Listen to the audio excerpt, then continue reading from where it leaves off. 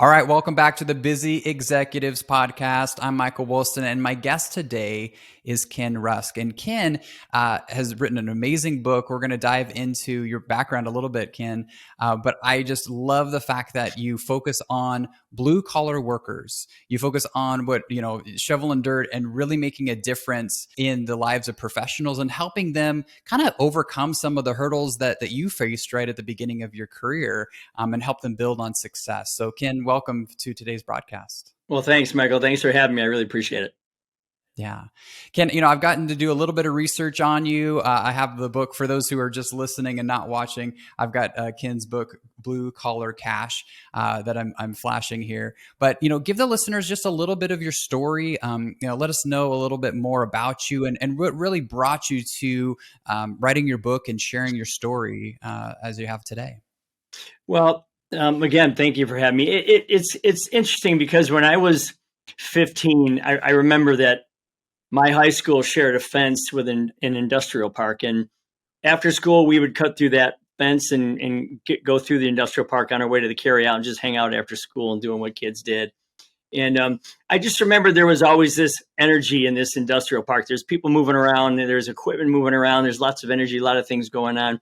And I was 15 and I needed a job like anybody else. I wanted to take my girlfriend out for pizza or buy my first used car or whatever, So yeah, I remember going to one of these buildings. I knew someone that worked there and I said, "Hey, what do you guys do here?" And they're like, "Well, we're basically ditch diggers. That's what we do. We fix, smelly, old, rotten, damp basements. Okay. And we clean them up and we dig a lot of ditches to get the water away from them and whatever."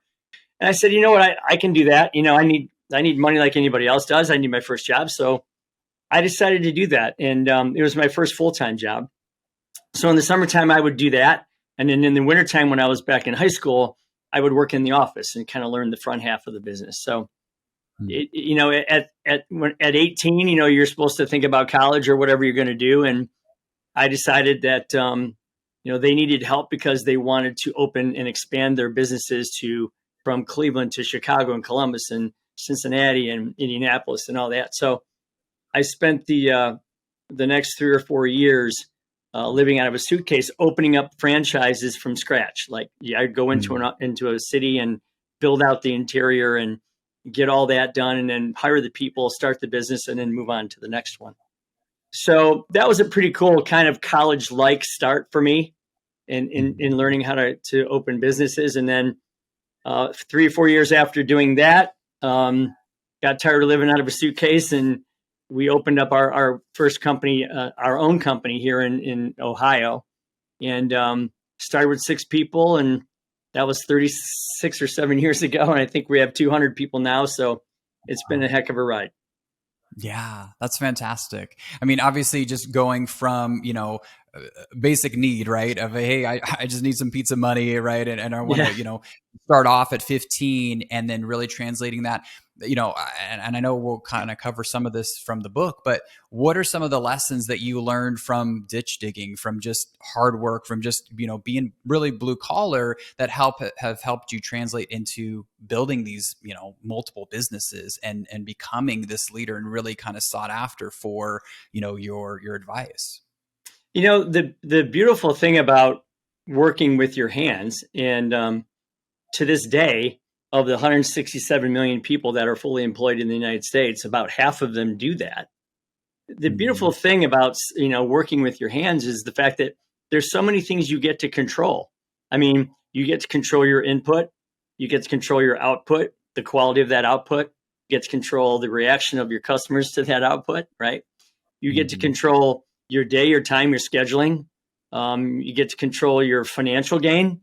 And you just don't always get that when you're on the 15th floor in some cubicle in some office building trying to figure out where you fit in the world, So there's lots of amazing things about the blue collar work, not the least of which is at the end of the day, you get to stand back and lean on your shovel or your saw or your welder or whatever it might be. And you say, I built that. I mean, I created that. That will stand the test of time. And I was able to do a lot of that. I had landscaping jobs and I had jobs where, we built these amazing landscapes and these awesome things. And those things are still around today. I can drive to them now and still see them. And helping people have healthy homes and, go from kids who had allergies to, getting off their meds because there's no more mold in the basement and the basement's usable. And now they play down there and do those kinds of things. That's valuable work. And, in addition to having that, being able to, like I said, control all the parts of your day, there's just a magic to that. And, for some reason that's gotten stigmatized in the last 10 or 20 years. And I don't get it. None of my friends who are blue collar entrepreneurs get that, but I guess it's just the way it is. Yeah. Yeah. Maybe you can speak to that a little bit, because you've obviously probably seen that as just a trend, and even probably in the workforce in general, or maybe even folks that, you've hired or look to hire, where there's sort of this undercurrent of, hey, if you don't have a college degree, or if you haven't checked these boxes, then you're really not ready to work. And your story, obviously, and I would say even just through your book, is a different narrative, that there is a different path, that you can actually do that through, what would people would call, blue collar work, but really through that hard work and that experiential work. Is that correct? Yeah. So there's an interesting phenomenon that happened in the last 20 years. So when I was in high school, the teacher said, raise your hand if you're going to college, and only half of us did. Okay. The other half were going to go into some business or do something, whatever. And I thought that was pretty balanced. it just seemed that way at the time. Mm-hmm. Well, then, they took shop class out of high schools. And, shop class was a place where you could walk down the hallway and you could see someone changing a transmission on a Mustang, or you could see somebody wiring an outlet, or someone doing someone's hair or nails, or baking something, or welding an outlet, or working a wood lathe.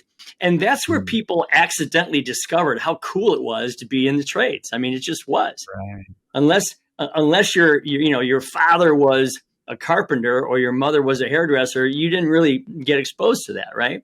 So it was a place where you could accidentally, again, discover how cool that was. So you have that situation. They took those rooms out and they put computers in there. And obviously we need to learn computers. I get that. But why did it have to be one or the other, right? Mm-hmm. So you have that problem. The second issue that you have is, when I was younger, we built tree forts in the backyard, went in the woods and explored. We cut things down. We hammered things together, screwed things together, whatever.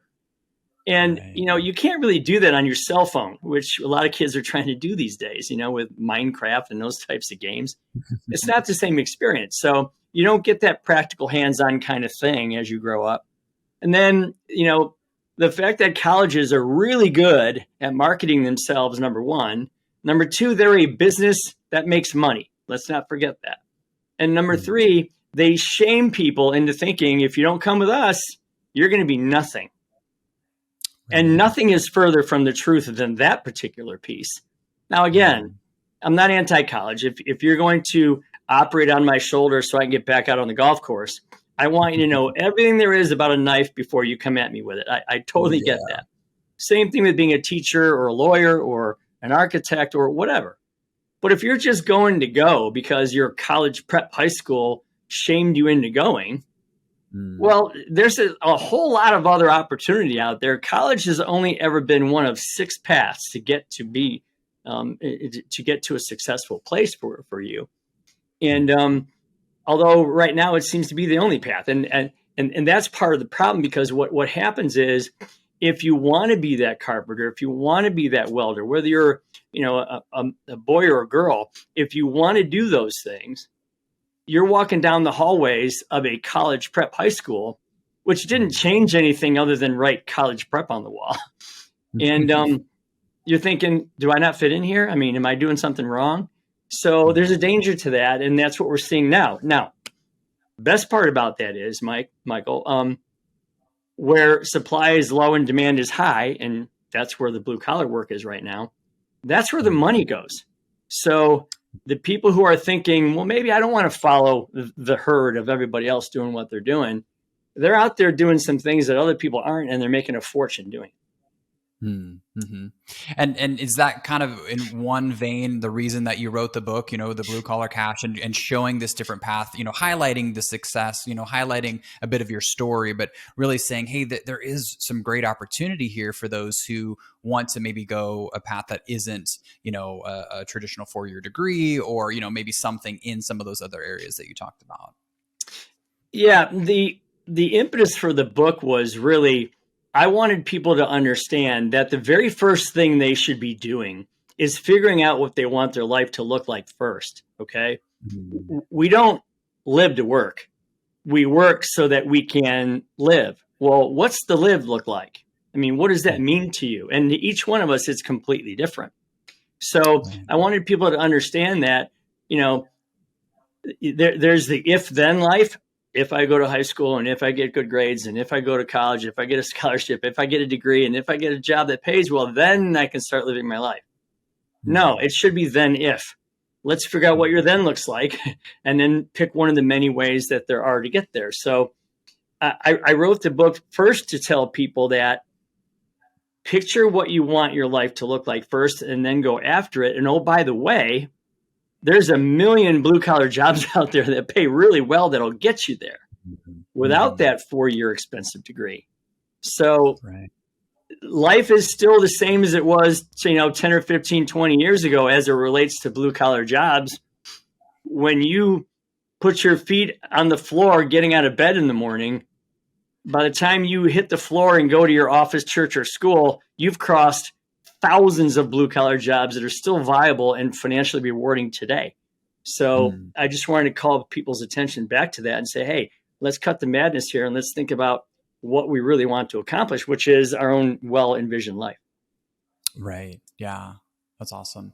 Well, and so, a lot of our listeners are executives, leaders, C-suite, they're listening in, hearing this, and maybe they have an industry that you could consider blue collar, but maybe they've been hesitant to hire somebody because they haven't hit a certain education level, right? Or there's maybe a certain, idea around, well, they have to have this type of experience. Can you kind of speak to that of, maybe some C-suite executives or hiring leaders looking at it through a different lens, maybe looking at somebody who has maybe had more just blue collar experience and seeing what they can pull from that experience, or seeing maybe their character through that experience and considering them for something as well?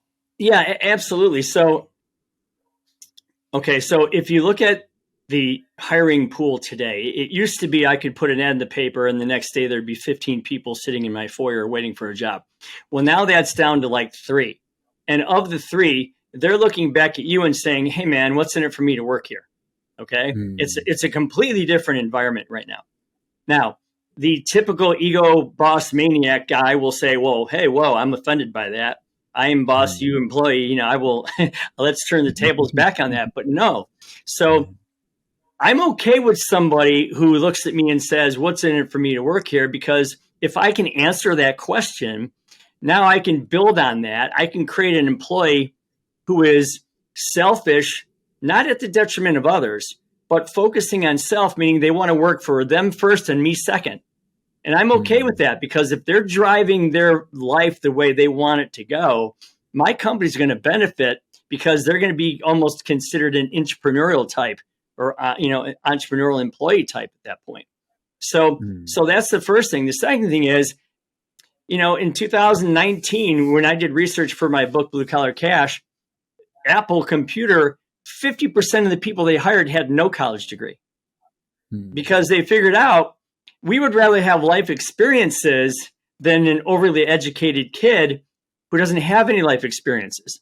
So if I'm looking at someone, I want to know what you've done after high school, rather than just sit in college and play beer pong or do whatever you do there, right? I want to know what else you've done. So for the employers out there, and that's what's been so crazy about the success of this book, is they're having book clubs where they go, okay, let's talk about how to build the kind of people that we want and need here, and then let them go do it.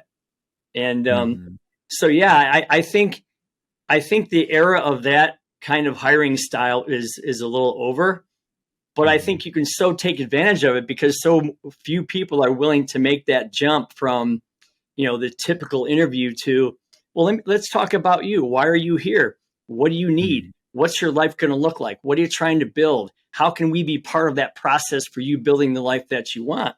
Because when you ask those questions, they're going to look back at you like, whoa, no one's ever asked me that before. Okay. You actually care about me? Is that what you're trying to tell me? You're going to separate, you're going to differentiate yourself and separate yourself from a lot of the other hirers. That's for sure. Yeah, definitely. No, that's so true. A lot of the work that I get to do is specifically in helping build cultures for businesses. And you're so right on, because it's asking those types of questions and then being consistent with the follow up, right? Not only saying, hey, you're kind of courting them, hey, we want to hire you, hey, what do you want to do?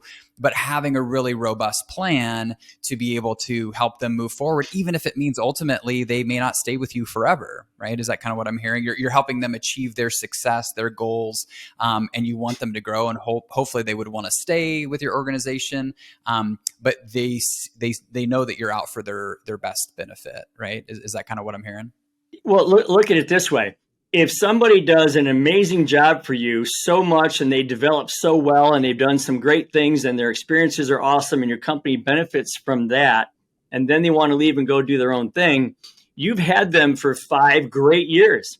You've done great things, okay? Your company is all the better for it. Now, if you can tweak your culture a little bit to where they feel the entrepreneurial part of that, where they feel like, you know what, I can work my division the way I want. I can run the budgets. I can spend the money. I can do the financials. I can gain from newfound money that he doesn't or she doesn't have yet. I can gain from the profitability of my division or my department. Those people are going to hang around, and I'll tell you why. It's, there's a big jump between an entrepreneur and an entrepreneur, and the difference is some people don't want to risk their house, their finances, all this stuff that they have to do, moving out into another city or state, uprooting everything that they have, just to get that entrepreneurial feeling. Okay. Some people don't want to go out and borrow, tens of thousands, hundreds of thousands of dollars for plants and equipment and trucks and all that kind of stuff, and be ultimately responsible for that. So there is this groove that you can find where someone thinks, yeah, I kind of work for myself, but I work at this company and I'm getting all that I want in this picture that can help me create for my own life. So I'm going to hang around. And I can tell you, again, we're in the districting business, but I have people here that have been here 36, 25, 20, 15, 10 years, and lots of them. And it's only because they feel like they can gain for themselves. And at some point they say, hey, Ken, thanks for the training. Now get on my way and let me do it. And the beautiful part about that is if you get enough of those people around you, they're going to drive your company way further than you can drive it yourself. That's for sure. Yeah, I love that vision. Well, and really, to hear your story too, being in business, you said 39 years, is that right? 37, yeah. 30, being in business 37 years, and then being able to grow from 1 to to over 200. Maybe share with our listeners that you have this blue collar mindset and blue collar work ethic. How is that really translated into the culture of your team, right? How does that really drill down, or what are some of the things that you've seen as beneficial when it comes to not only the kind of people that you hire, but probably even the folks that you attract as you guys have grown? Well, I came to the conclusion only because I didn't want to be one of those guys who felt, my whole value is by how many hours I spend here a week. My whole value is by I get to go home and tell my wife, or if it's a gal telling her husband, man, you should see all the things that I fixed, I solved, I corrected, I said this and I did that, and man, did I feel good. Well, okay, that might be good for you, but 80 hours a week is not a way to live your life. Okay. I don't care what you're doing. So for me, I realized early on that I couldn't get what I want for myself, nor could my company get what it wants or needed until everyone else got what they wanted first. And it's a linear scenario. I mean, you've got input, you've got workings, and then you have output. And you as the owner are usually on the output side, right? You're like the last. So why wouldn't you want to have nothing but celebrations and happiness and security and culture and music and energy and color and life and recognition and accolades and milestones? Why wouldn't you want to have all that stuff going on in your company between input and output? Right? Yeah. It's just going to launch you way further than you could launch yourself. And by the way, it's just too hard to do it all on your own. It may feel good for a couple of years, but it's not the way to do it. I say this a lot, and people look at me like I'm from Mars. Your job is almost to make yourself irrelevant to your company, okay? So that you can hover above it in a helicopter and look back down and go, okay, yeah, I could plug myself in there. Maybe I'll help to tweak that a little bit. Maybe I can do these different things to drive the growth of it. Hmm. And if you have the freedom to do that, it's only because you've built an infrastructure below you where you have a bunch of motivated people that are driving the thing. So yeah, I just think that's a whole better way to live. And I've done it for a long period of time. So I think I'm right. Yeah.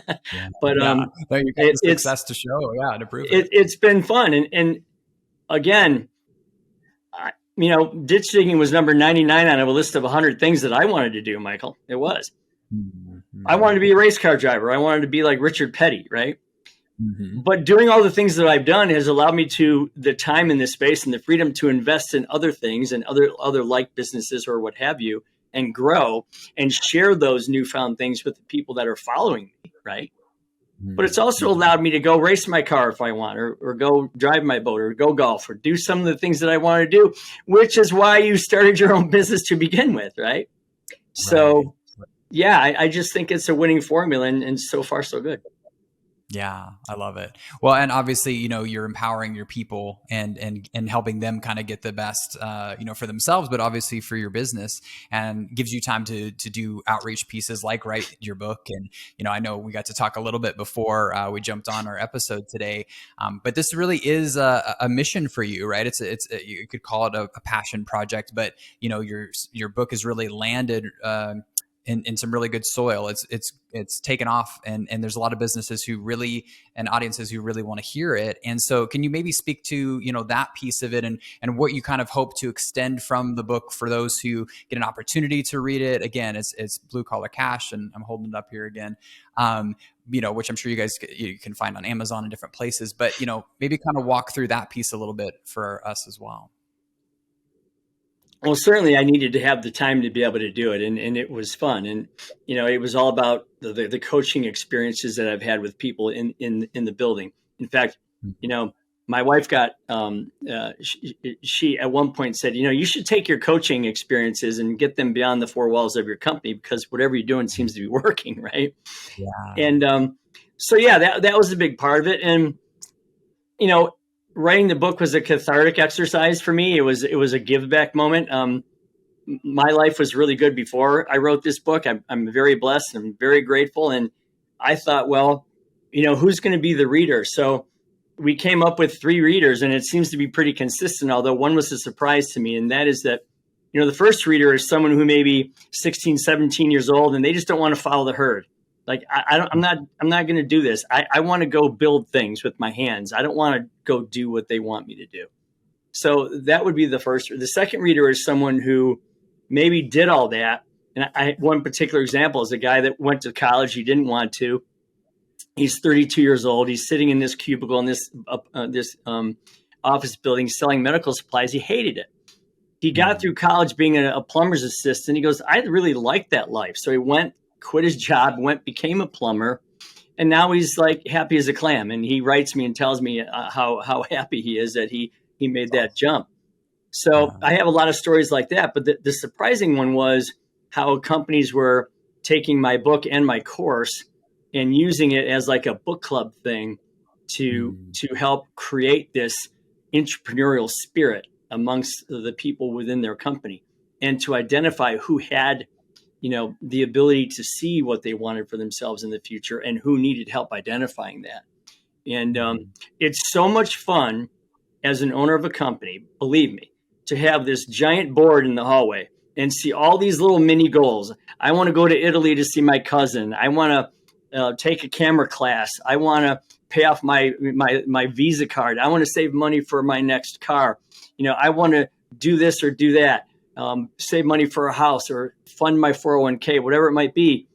And all these little goals are happening at the same time, and people are seeing their lives, they're showing in themselves right in front of their very eyes, because they're working at things, hitting goals, starting another one, hitting that one, starting another one, and they're building their life. And they look around, they go, wow, I don't know if I would have done this if you hadn't had this vehicle, which is fine.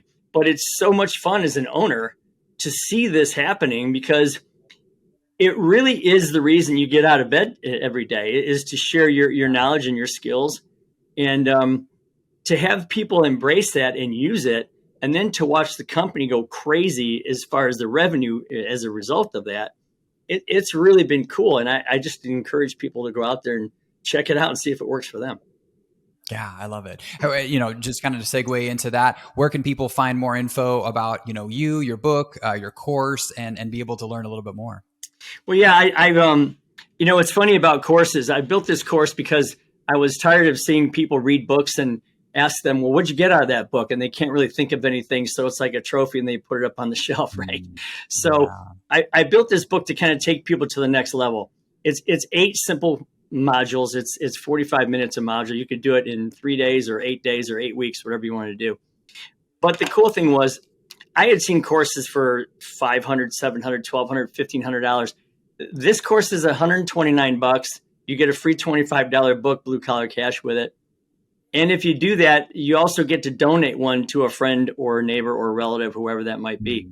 So I built this course to help people because, again, it's what we're supposed to do. We're supposed to give back in the end. And you can find that actually at kenrusk.com. You can buy the book or the course there. And then you can follow me on all my socials at Ken Rusk Official is where all the socials are. Okay. Excellent. Perfect. Ken, thank you so much. Before we transition and end, is there anything specific that you want to make sure that our listeners hear, or just a message of encouragement that you want to make sure that you get to share? I just want people to know that for so long you've listened to the crowd. For so long you've listened to parents and teachers and people who are just doing what society expects of them, the norm, okay? Colleges, and I'm supposed to take this route. You're not supposed to take any route. The route you are supposed to take is the one you discover for yourself. You and only you know what that looks like. You and only you know what that color is, what that flavor is, what that feels like, what it looks like. Take the time, quiet yourself, and figure out what would really make you happy. Because again, we don't live to work. We work so that we can live. Figure out what the live is, and then you'll be onto something. Yeah, I love it. So good. Yeah. Thank you so much for taking time to share your journey with us and your passion and obviously your success as well. I know I definitely enjoyed our conversation and I know our listeners did as well. So thank you so much. Yeah. Thanks, Michael. I appreciate you having me.